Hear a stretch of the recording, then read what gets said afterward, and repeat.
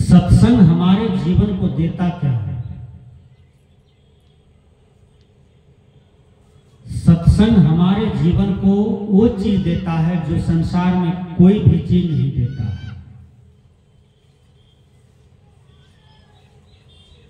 सत्संग हमारे जीवन को बदल देता है, परिवर्तन कर देता है, हमारे जीवन को विकसित कर देता है। जीने का मतलब ये नहीं होता है कि हम बालापन में खेले हैं, जवानी में रास क्रीड़ा किए हैं और बुढ़ापा में दुख भोगे एक दिन मर गए। इसको जीवन नहीं कहता है। जीवन उसको कहता है जो जान बूझ करके जिए, सोच विचार करके जिए, उसको जीवन कहता है। संस्कृत में आप लोग श्लोक पढ़े होंगे, और जब मैं पढ़ता था तो श्लोक याद करने में हम बहुत तेज थे। तो याद है हमको गुरुजी याद करवाए थे, किम जीवनम दोष विवर्जितम यत्, अर्थात जीवन क्या है? जिसके जीवन में कोई दोष ना हो उसको जीवन कहते हैं। यदि हम दोष से ढके हैं, अवगुण से ढके हैं, दुर्गुण से ढके हैं, तो ये जीवन नहीं है। इससे बढ़िया तो पशु का जीवन है। पशु में कोई दुर्गुण नहीं है, कोई अवगुण नहीं है।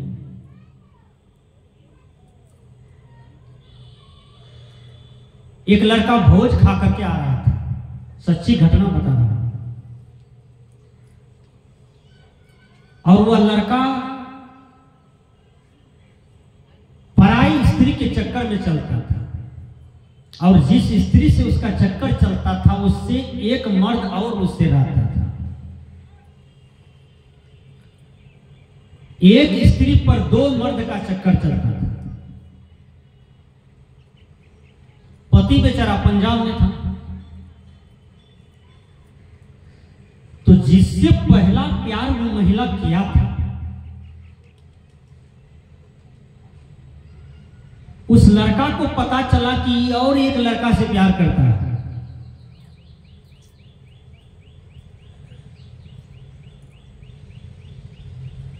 तलवार जो है मियान में जब घुसता है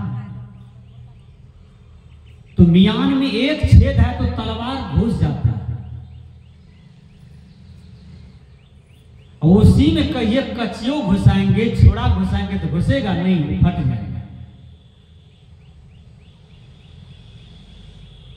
तो जो पहला प्यार था उसको पता चला कि ये लड़का भी उसी से प्रेम करता है, तो उसको रास्ते से हटाने के लिए देखिए चाल क्या चलता है। उस महिला को कहा, मैं तुमको 1,56,000 रुपया देता हूं, लेकिन तुमको इस रास्ते से हटा देना होगा, नहीं तो तुमको हम हटा देंगे दुनिया से। वो डर गई, रुपया का प्रलोभन दिया, रुपया भी। और वो लड़का क्या किया, वो लड़का कहां जाता था, क्या करता था, नहीं करता था, सारा जानकारी मोबाइल से महिला लेते रहती थी। वो लड़का गया भोज खाने के लिए तो उसको बता दिया कि हम भोज खा रहे हैं। तो भोज खा करके जब निकला तो बता दिया हम भोज खा के निकले। 1 किलोमीटर रास्ता शून्य था, वहां एक कलभट था, वहां कलभट पर वो लड़का दबिया लेके खड़ा था। लड़का धीरे धीरे आ रहा था, रास्ता कच्चा था। वो लड़का हाथ दिया, गाड़ी रोका। गाड़ी जब रोका तो दबिया इतना बड़ा था, दबिया मारने लगे, गाड़ी अनबैलेंस से हो गई। दबिया चलाते चलाते पूरा माथा झाड़ दिया, ये सब झाड़ दिया, काट दिया। एक जवान लड़का का लाश वहां पड़ा था और घर चला गया। तो ऐसा भयानक परिणाम पशु नहीं दे सकता है, पक्षी नहीं दे सकता है, लेकिन मनुष्य क्या क्या देता है परिणाम। तो हिंदुस्तान पेपर देखिए, खून से सना हुआ है। दैनिक जागरण पेपर देखिए तो खून से सना हुआ है, कहीं 5 वर्ष लड़की के साथ सामूहिक बलात्कार हुआ है और मार करके मक्का के खेत में फेंक दिया है। ये काम गधा नहीं करेगा, ये काम बच्चा नहीं करेगा, ये काम कोई बाछी नहीं कर सकता है। गुरु ज्ञान के अभाव में, सत्संग ज्ञान के अभाव में, मानवीय ज्ञान के अभाव में ये मनुष्य कहां जा रहा है? ये सत्संग नहीं होता तो पता नहीं धरती पर क्या क्या होता। संत महापुरुष का विचार नहीं होता, संत महापुरुष का सद्ज्ञान नहीं होता तो ये मनुष्य पता नहीं कौन कौन रूप लेते। इसलिए सत्संग हमारे जीवन को बदलते हैं। यहां हम परिवर्तन हो जाते हैं, हम दोष मुक्त हो जाते हैं। एक बाबा सुबह सुबह खैनी लेकर आ रहे थे, मैंने पूछा क्या है? कहा तंबाकू। हमने कहा तंबाकू का स्वाद कैसा लगता है बाबा? मीठा कि खट्टा कि तीता? तो उसने कहा आप नहीं जानते हैं। तो वो क्या कहता है? 80 चुटकी 90 ताल खैनी लेटा के मुंह में डाल तब जाना हो बाबाजी खैनी क्या है। हमने कहा बाबाजी काहे जानेगा, आप जानो, आप खैनी खाते हो तो उसका स्वाद आप जानो। मैं इंटर में पढ़ रहा था, फारबिसगंज कॉलेज मेरा महाविद्यालय था। स्टेशन पर आए गाड़ी पकड़ने के लिए एक साधु गांजा पी रहा था स्टेशन पर। मैंने पूछा बाबा, मैं भी बाबा हूं और आप भी बाबा हैं, आप गांजा क्यों पीते हैं? 10 साल पहले की बात है। तो उसने कहा जो न पिए गांजा की कली लड़का से लड़की बनी। ये फेकड़ा कह के हमको सुना है। उसने कहा तुम अभी बच्चा हो, हम बहुत झेले हैं, गांजा पीने दो, मस्ती आता है।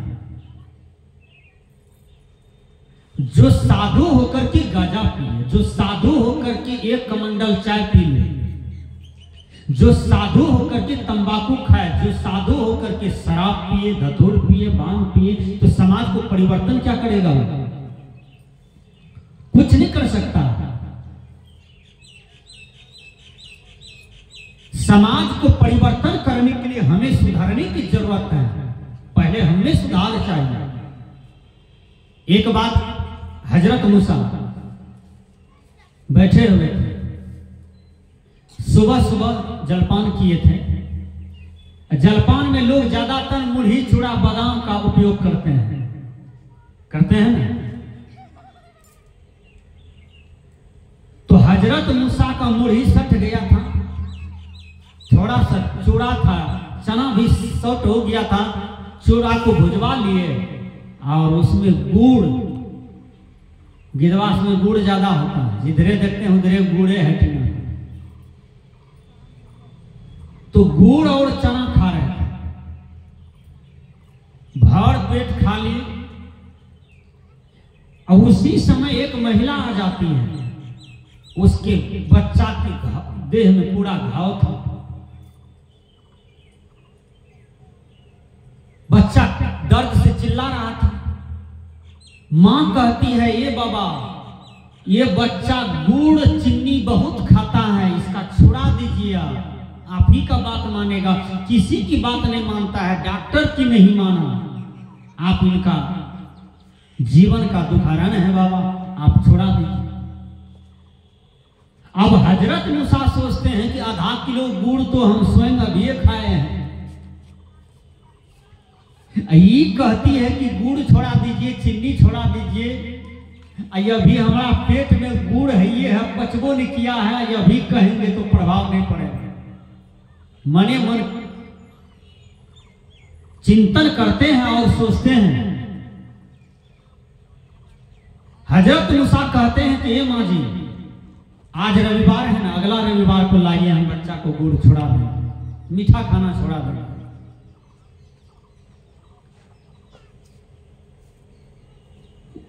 8 दिन प्रतीक्षा करना पड़ा उन माँ जी को। रविवार को बच्चा लेकर के आते हैं। हजरत मूसा बच्चा को दुलार किया गोदी में लिया, एक दो बार चुम्मा ले लिया और कह दिया बेटा आज से गुड़ नहीं खाना। बच्चा मान गया। वो मां कहती है बाबा यही बात आप वही रविवार को बोल देते, 1 मिनट का तो बातें था, हमको 8 दिन प्रतीक्षा काहे कराए। तो बाबा कहते हैं हजरत मूसा कि माँ जी जिस समय तुम बच्चा को मेरे पास लाई थी उस समय हम भर पेट गुड़ खाए थे, हमारा ही मन मीठा था, तो ये बच्चा को हम कैसे साधना करवा पाते। हम 8 दिन साधना किए हैं, हम मीठा नहीं खाए हैं, अब कुछ बोलेंगे तो प्रभाव पड़ेगा। इसलिए किसी को सुधारने से पहले स्वयं सुधरने की जरूरत होता है। कबीर साहब ने कहा कथनी कथे सो पुत्र हमारा, करनी करे सो नाती, रहनी रहे सो गुरु हमारा, हम रहने के साथी। कथनी जो कथते हैं कबीर साहब कहते वो मेरा बेटा है, करनी जो करते हैं कहते हैं वो मेरा नाती है। लेकिन कथनी करणी से अलग होकर के जो रहनी में रहते हैं, रहनी का मतलब सदाचरण, रहनी का मतलब साधना, जो साधना में रहते हैं सदाचरण में रहते हैं, कबीर साहब कहते हैं मैं उसको गुरु मानता हूं और मैं उनका शिष्य हूं। कहने बनने वाले बहुत हैं, कथनी करने वाले, गाने वाले, बोलने वाले बहुत हैं, लेकिन रहनी में रहने वाले की संख्या कमी है। आज सदगुरु अभिलाष साहब जी घर घर पूजे जाते हैं, बाबा मिही घर घर पूजे जाते हैं, दरिया साहब घर घर पूजे जाते हैं, तुलसी साहब घर घर पूजे जाते हैं, संत सम्राट गुरुवर कबीर घर घर पूजे जाते हैं। क्यों? क्योंकि ये लोग रहने में रहे थे, ये लोग साधना में रहे थे, ये लोग के आचरण में कोई दाग नहीं था।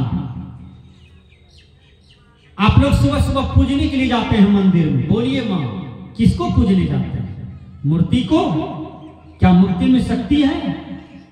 मूर्ति में शक्ति नहीं है, मूर्ति के आचरण में शक्ति है। ध्यान से सुनिए, राम की मूर्ति हो, कृष्ण की मूर्ति हो, मां सीता की मूर्ति हो, काली की मूर्ति हो, भगवती की मूर्ति हो कि दुर्गा की मूर्ति हो, ब्रह्मा विष्णु महेश की मूर्ति हो, मूर्ति जिसका भी हो उसके पीछे आचरण छिपा हुआ है। उस आचरण की पूजा करने के लिए आप जाते हैं, इसलिए आचरण की पूजा आज तक हो रहा है।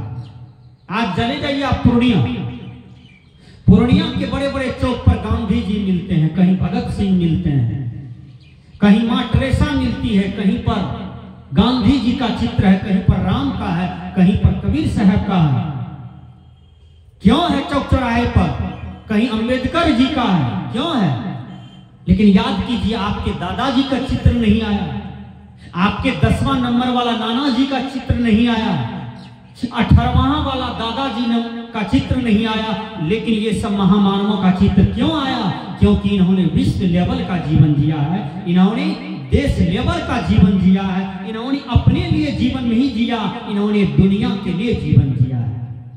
इसलिए अकेले जीवन तो पशु भी जी करके मर जाते हैं, लेकिन जो दूसरों के लिए जीते हैं वही मनुष्य कहलाते हैं। मैथिली शरण गुप्त ने कहा था पशु प्रवृत्ति जो आप ही आप चरे, मनुष्य वह जो मनुष्य के लिए मरे। कहते हैं कि मनुष्य वो है जो एक दूसरे मनुष्य को सुख दे, भलाई करे, एक दूसरे मनुष्य के काम आ जाए, वो मनुष्य है। मनुष्य की खोलनी पहनने से कोई मनुष्य नहीं होता है, मनुष्य का देह धारण करने से कोई मनुष्य नहीं होता है। मनुष्य वो होता है जिसके अंदर में मानवता हो, जिसके अंदर में बुझने समझने सोच विचार करके कदम रखने की कला हो, उसी को मनुष्य कहते हैं। मननात मनुष्य, जिसमें मनन करने की क्षमता हो। दुनिया के महान विचारक सुकरात 12 बजे दिन में लालटेन जलाए हैं। एक आदमी ने कहा कि सुकरात ये दिन में तो सबको सूझता है, आपको नहीं सूझता है क्या? आप किसको ढूंढ रहे हैं? लालटेन जलाए हैं। कहा मैं आदमी को ढूंढ रहा हूं। आदमी के शहर में खो गया है आदमी, आदमी के बाजार में खो गया है आदमी,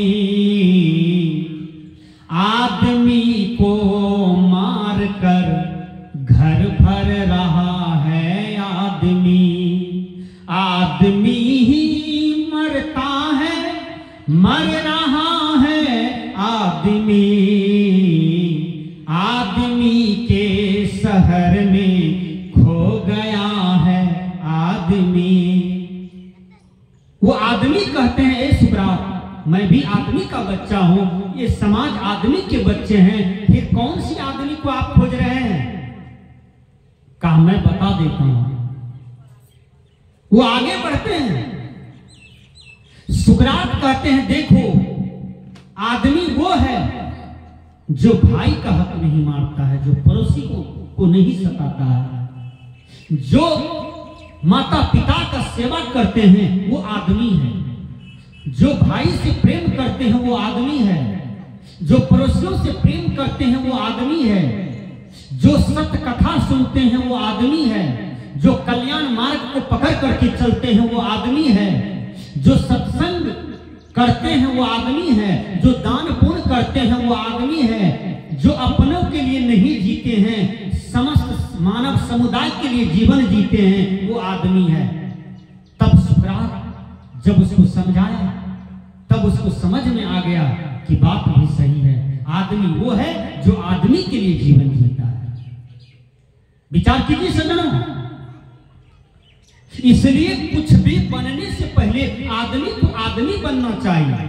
शायर ने कहा पंडित बनो बाद में, साधु बनो बाद में, काजी मौलाना बनो बाद में, लेकिन पहले बनो आदमी। आदमी में आदमीयता होनी चाहिए ना। मैंने कहा सत्संग परिवर्तन प्रवर्तक स्थल है, इसलिए इस तंबाकू हमारे अंदर में है, तंबाकू का त्याग हो गया था, आपका सत्संग हो गया। विचार कीजिए, आप गाली बहुत बकते हैं, देखिए बहुत आदमी गाली रखते हैं अपने पास कि समय आएगा तो झगड़ा झंझट में देखिए लोग गंदी गंदी गाली देते हैं, गोतरी को गाली देते हैं, सास को गाली देते हैं, पड़ोसन को गाली देते हैं, वक्त पड़ा तो दुल्हा को दूध हक्को देते हैं, गालियों दे देते हैं दुल्हों को, दुल्हा भी कनियन को दूध हक्का दे करके गाली पढ़ते हैं। मैं पूछता हूं कोई भी साहित्य में गाली है, कोई भी हिंदी में गाली है, कहीं कोई भी सदग्रंथ में अपशब्द है? नहीं है। लेकिन अपशब्द का जो ये हवा समाज में गूंज रहा है ये कहां से आया? अपशब्द बोलने का परिणाम क्या होता है? आप महाभारत को देखिए, दुर्योधन के यज्ञ में, युधिष्ठिर महाराज के यज्ञ में दुर्योधन आते हैं और दुर्योधन गिर जाते हैं एक जगह, तो द्रौपदी कहती है अंधा का बेटा अंधा। बोलिए अपशब्द है कि नहीं? कबीर साहब ने कहा शब्दे मारा गिर पड़ा, शब्द ही छोड़ा राज, जिन जिन शब्द विवेक किया तिनका सिर गोकार।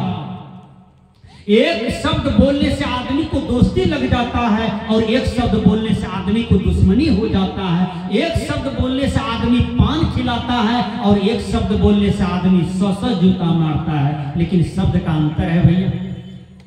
मीठा शब्द बोलिए, जेकर बोली खराब होकर होनी खराब। जिस आदमी का बोली खराब होता है, वाणी खराब होता है, उसका होनी खराब हो जाता है।